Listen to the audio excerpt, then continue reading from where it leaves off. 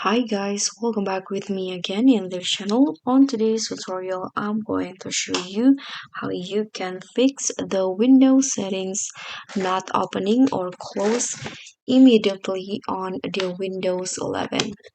So here, I'm going to show you how you can fix that. First, you can right click on the start menu at the bottom at your taskbar and go to the terminal admin in here. Tap on it.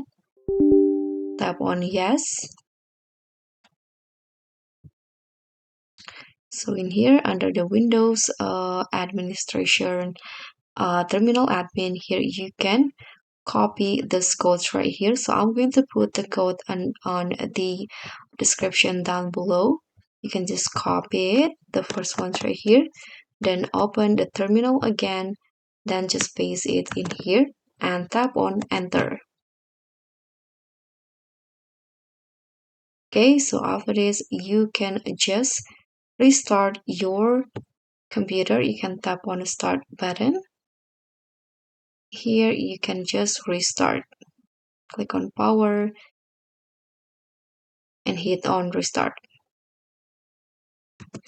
So after restarting your laptop or computer, you hope the problem is fixed, but if it doesn't, you can go to the terminal admin again, tap on yes, and in here if you are using a Windows 11 you can copy the second code in here, but if you are using Windows 10 or below you can use the third one.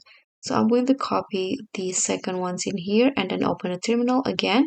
Now pass the code again and hit on enter. And after that here you can see this will be like this. You can try to restart your computer again after this and hopefully the problem will be fixed. So that's all for me. Thank you so much for watching. Don't forget to like, comment, and subscribe. Also, click on the thanks. Bye.